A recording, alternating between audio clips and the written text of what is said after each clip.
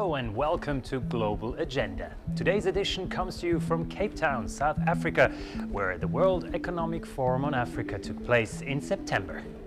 In today's program, we show you what women protest against during the conference. We talk about the albino stigma in Africa and what a top model does about it. And we ask Swiss State Secretary Daniela Stoffel about the role of Switzerland in big transnational projects like the Belt and Road Initiative.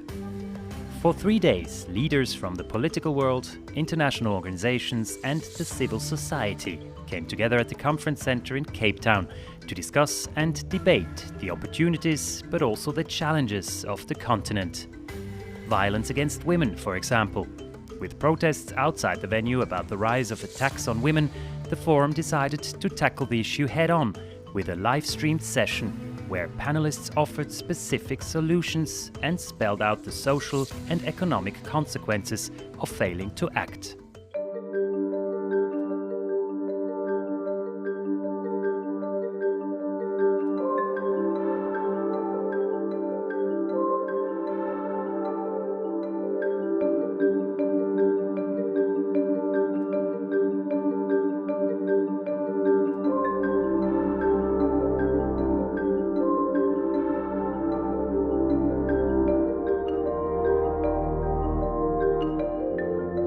All of us need to ask ourselves the question, what are we doing to put the African woman down? So from birth, there are practices. And again, yes, they are creative, extremely creative practices in the war against women. So from birth, in childhood, there's the female genital mutilation that happens in that safety of someone's home. A girl child is mutilated. And then as she grows, there's a concept of son preference that happens throughout her childhood. She's told that, oh, mom is struggling to have a boy because she's not enough. She's told that, when there's a boy child, then the family will be complete. She's told, well, you're not enough because we need a son who will inherit the property. It's creative, it happens in different ways, but it happens across Africa.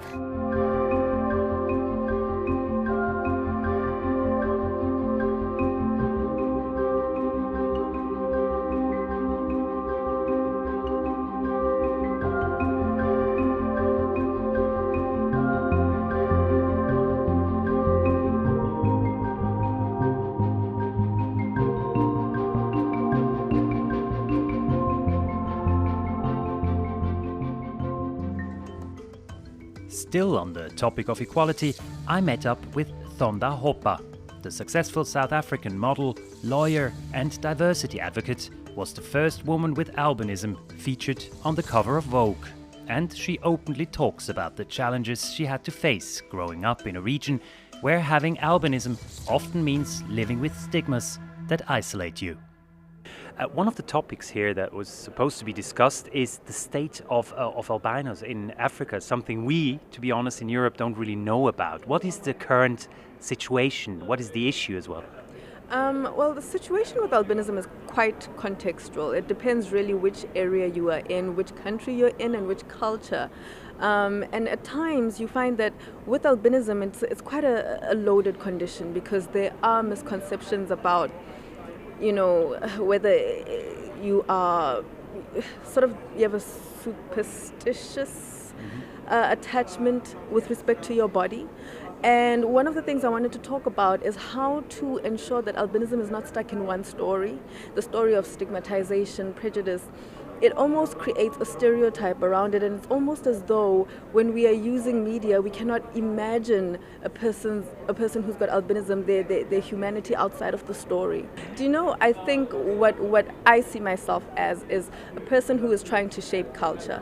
And we use things like media and representation to negotiate a particular social outcome. So I see myself as really part and parcel of this cultural movement that's trying to create inclusion, or at least an inclusive society. Does it bother you sometimes that you are being treated or that you are being discussed to as someone who speaks about the topic as a poster child, as I probably falsely said as well? I think what I'm trying to understand is when I come in this body with this particular unique experience, I have to basically try and share this experience in a way that is redemptive to humanity.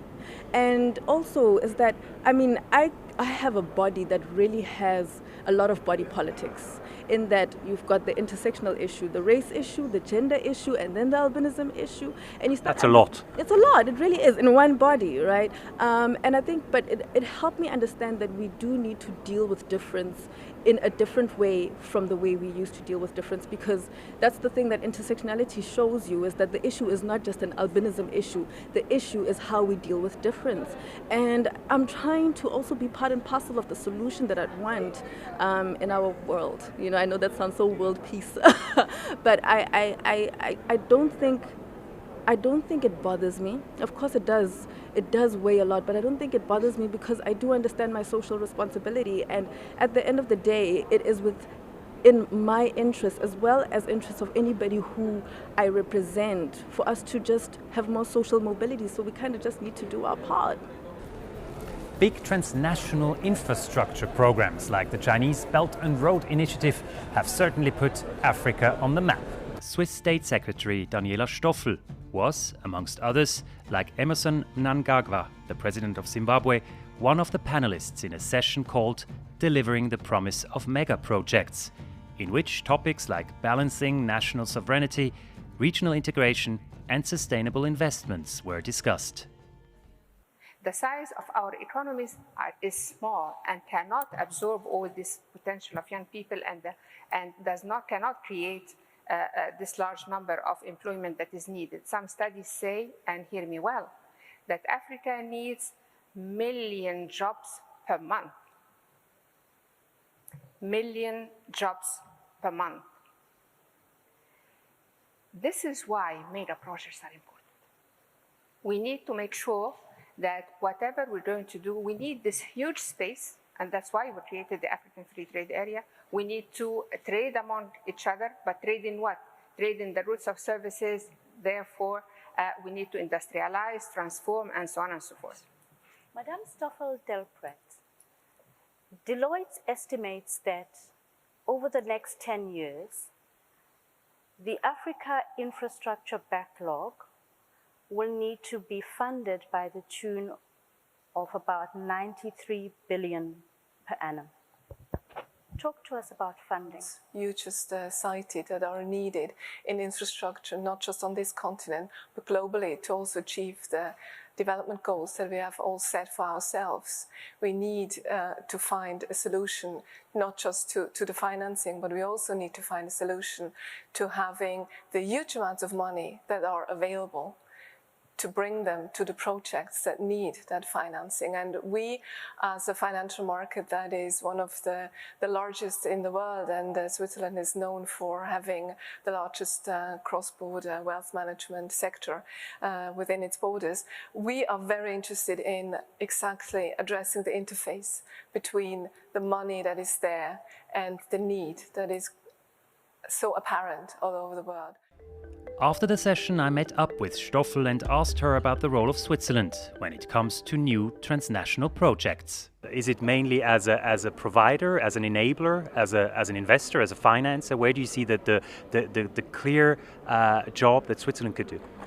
Regarding the private sector, there is definitely a business idea behind it. It's public-private or private-private partnership. Coming from a background where we have aging populations, sub-zero interest rates, markets like the African, that was also described as being very vibrant, very innovative, is very interesting. The question is, why does the money not follow the opportunities? And this comes back to what we talked about before. We need to have a mechanism. We need to be able to actually being able to assess the risks. So there is a lot of work to be done. And from the public sector, from Switzerland, we are of course interested also in the bigger picture. We have the Sustainable Development Goals, we have the Paris Agreement, and we want to see how we can further the task that we've set ourselves via the financial sector and the financing and investment in these projects. When we talk about mega projects, transnational mega projects, of course, there are some huge initiatives, like the Belt and Road Initiative, for example. How can Switzerland play a role in that as well? That's another example. As you know, we just signed a MOU with China in April, and this puts Switzerland in a position of a third country with regards to the Belt and Road Initiative, meaning we are partners in third countries. So Switzerland can bring its expertise regarding international standards, debt sustainability, risk assessment, transparency overall, and integrity of markets to these projects and help make them a success for the long term. Of course, there are critics as well towards that project, that specific Belt and Road Initiative, especially in Africa, where people say the Chinese just buy up whole countries and try to get them on board. Do you see that criticism? Do you share it at some point as well? We see that criticism, and this is exactly why we came on board, because we want to bring that side that might be lacking or that is under criticism. We can bring that on board. We are focusing currently also on the Central Asian states, not necessarily on Asia, because they form a group with us in the IMF, and we see how they struggle, and we want to support them, and bringing the expertise of the Swiss financial markets, being banking, being asset management, being also risk assessment by the insurances, is the role we can play, and we want to play it for the benefit of the countries. Speaking of the role of Switzerland, it was quite striking on the panel. Some panelists said, with all due respect to Switzerland, but we'd rather have people invest in Africa instead of bringing their money to Switzerland. Is that a perception that you often have to face, maybe abroad as well, that Switzerland is still a little bit trapped in that cliche of the world's banker who's only interested in other people's money? Well, on the one hand, it is not a cliche, it's the truth. Switzerland is the biggest manager of assets cross-border in the world. And there is nothing bad about that. Because on the other side, as I said, from this results very long-standing and high expertise in banking and insurance. And we want to bring this back. And of course, what do you do with all the money? You need to invest it. I talked about negative interest rates, and the money goes where the opportunities are, and investment is a big issue, and that's where we want to be a partner here in Africa. We want to leave you with one more story from Africa.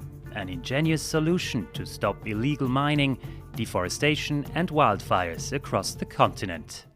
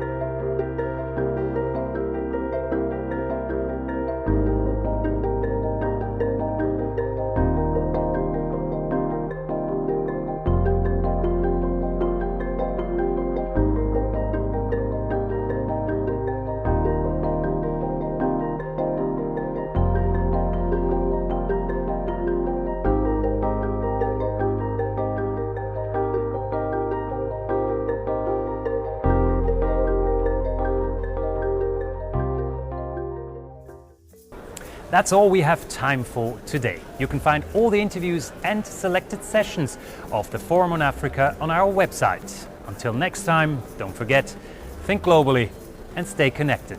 Bye for now. In the next Global Agenda, I travel to New York, where the Sustainable Development Impact Summit of the World Economic Forum took place, and where we will give you a wrap-up of the most talked about topics at the conference, talk to the Director General of the International Committee of the Red Cross about its fight for sustainability, and introduce you to one of the brightest members of what's now being known as Generation Greta.